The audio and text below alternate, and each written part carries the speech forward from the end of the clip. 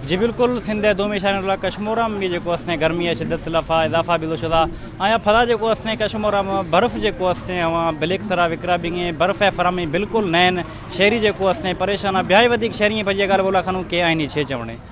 जी सही बिल्कुल मां DC कश्मीर AC कश्मीर मुतालबा खनूँ तो एक में कश्मीर लफा इदा फंच जो बर्फा कारखाना इदा में कश्मीर शहर हम बिल्कुल बर्फा फरामी जो हम मोतल भी दिए मां DC कश्मीर AC कश्मीर में मुतालबा खनूँ कि बराए मेहरबानी ए में शहरी सख्त परेशान है इदा गर्मी आ 50 के तो 51 सेंटीग्रेड गर्मी जुज़ो खता इदा बिजली फरामी जो कैसे हम मोतल भी दिए इदा वधिक शहरी तमाम परेशान भी दिया मां DC कश्मीर AC कश्मीर मुतालबा खना मैं बर्फ़ जो कश्मीर शहर है जो दरी शहर शिफ्ट भी कथा ब्लैक शका हमें ब्लैक शका हम खलना कथा हमारे खिलाफ जल्द से जल्द कानूनी कार्रवाई करे जी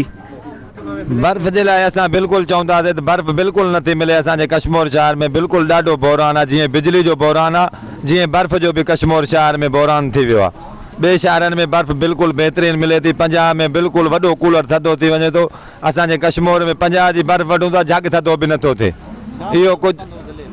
पर ज़िले वारनि खे असां अपील कयूं था तो थोड़ो इन जे मथां थोड़ो तवज्जो कयो वञे जीअं बेहतर को बेहतर बर्फ़ मिली वञे कश्मीर में आवाम वॾी परेशान आहे गर्मी आहे शदीद माण्हू रोंबी करनि था उन जे लाइ माना के ॾाढा परेशान आहिनि पानी जे लाइ इन जे लाइ थधो पानी नथो मिले जी बिल्कुल मैं फजिया कश्मीर जो शहरी मौजूद हाँ शाह इन गाल बोल अशकुदा इन हवे चवणे के 49-50 जो सेंटीग्रेड गर्मी हलें पर या बावजूद भी बर्फ़ जो गायब भी तो शुदा शहरी तमाम परेशान इस ज़िले तो में मुतालबा खदा कि बर्फ़ जो फरमी यकीनी बनी रहे जो बर्फ़ मिली सकी बस